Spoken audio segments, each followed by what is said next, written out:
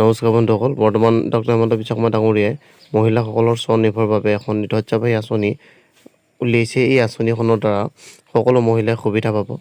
কেনেদৰে সুবিধা পাব ডক্টৰ হিমন্ত বিশ্ব শৰ্মা ডাঙৰীয়াই কোৱা কথাখিনিকে আমি শুনি লওঁ আহক। অসমৰ পৰম্পৰাগত হস্ততাঁত শিল্পৰ সৈতে জড়িত মহিলাসকলক উৎসাহিত কৰাৰ বাবে আমাৰ চৰকাৰে এক দৃঢ় পদক্ষেপ হাতত লৈছে।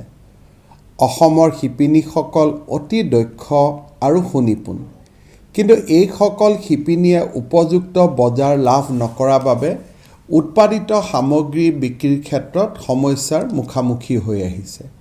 সেইবাবে হস্ততাঁত বস্ত্ৰ শিল্প সঞ্চালকালয়ে আৰ্টফেড আৰু অসম চৰকাৰৰ বেচা কিনা নিগমৰ জৰিয়তে স্বনিৰ্ভৰ নাৰী নামেৰে এখন ধ্বজাবাহী আঁচনি ৰূপায়ণৰ দিহা কৰিছে।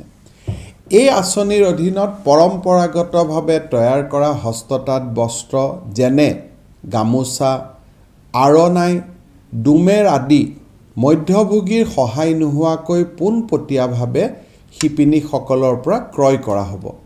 ক্ৰয় কৰা উক্ত সামগ্ৰীসমূহ আৰ্টফেড আৰু অসম চৰকাৰৰ বেচা কিনা নিগমৰ বিভিন্ন শাখা তথা ই-বিপণনৰ জৰিয়তে বিক্ৰীৰ ব্যৱস্থা কৰা হ'ব। আঁচনিখনৰ সফল ৰূপায়ণৰ বাবে অনলাইন পৰ্টেলৰ জৰিয়তে শিপিনীসকলৰ পৰা পোনপটীয়াকৈ হস্ততাঁত সামগ্ৰীসমূহ ক্ৰয় কৰা হ'ব। এই আঁচনিৰ অধীনত উপকৃত হ'ব বিচৰা শিপিনীসকলে স্বনিৰ্ভৰ নাৰী পৰ্টেলযোগে পঞ্জীয়নভুক্ত হ'ব লাগিব। এনে পঞ্জীয়ন শিপিনীগৰাকীৰ আধাৰ নম্বৰৰ লগত সংযোজিত কৰা হ'ব। আবেদনকাৰীসকল অসমৰ স্থায়ী বাসিন্দা হোৱাৰ লগতে ঘৰত অন্ততঃ এখন হস্তচালিত তাঁতশাল থকা হ'ব লাগিব।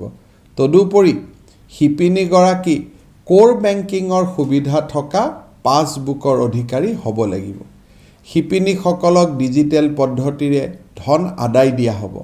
সামগ্ৰীসমূহ ক্ৰয় কৰাৰ 4 দিনৰ ভিতৰত সমুদায় মূল্য শিপিনীসকলক আদায় দিয়া হ'ব। জিলা পৰ্যায়ত সামগ্ৰী ক্ৰয় কেন্দ্ৰ স্থাপন কৰা হ'ব। সেইদৰে অধিক সংখ্যক শিপিনী থকা উন্নয়ন খণ্ডতো সামগ্ৰী ক্ৰয় কেন্দ্ৰ স্থাপন কৰা হ'ব। এই ধ্বজাবাহী আঁচনিখনে অসমৰ হস্ততাঁত শিল্পৰ সৈতে জড়িত শিপিনীসকলক আৰ্থিকভাৱে সকাহ প্ৰদান কৰি পৰম্পৰাগত শিল্পখণ্ডক আগুৱাই নিয়াত সহায় কৰিব।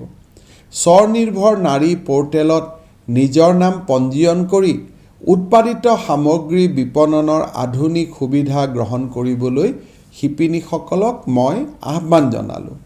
প্ৰথমে আমাৰ ৰাজ্য চৰকাৰে কৃষকৰ পৰা ধান ক্ৰয় কৰাৰ আঁচনি হাতত লৈছিল। এইবাৰ আমি হাতত লৈছোঁ গামোচা, আৰণাই আদি ক্ৰয় কৰাৰ। আপোনালোকৰ সহযোগিতা কামনা কৰিলোঁ। বন্ধুসকল, এতিয়া কথাটো হ'ল যে ইয়াৰ অনলাইন চলি আছে। মই ডিছক্ৰিপশ্যনত দি থৈ দিম লিংকটো, আৰু যদি অসুবিধা হয় অনলাইন কৰা তেতিয়াহ'লে মোৰ নাম্বাৰটো দি থৈ দিম, সকলোৱে মোক কণ্টেক্ট কৰিব পাৰিব। আৰু এই আঁচনিত কোনবোৰ মহিলা অন্তৰ্ভুক্ত হ'ব পাৰিব ভালদৰে শুনিব। এই আঁচনিত যিসকল মহিলাৰ তাঁতশাল আছে তেখেতসকলেহে পাৰিব, আৰু তাঁতশাল নহ'লে নহ'ব। আৰু কি কি ডকুমেণ্টছ লাগিব মই কৈ থৈ দিওঁ: Aadhaar card, voter card, bank passbook, email, phone number, block name, panchayat name. বন্ধুসকল, এতিয়ালৈ যদি মোৰ চেনেলটো ছাবস্ক্ৰাইব কৰা নাই ছাবস্ক্ৰাইব কৰি লওক, কাষত থকা বেল আইকনটো ক্লিক কৰি লওক। Thank you. জয় হিন্দ, জয় অসম।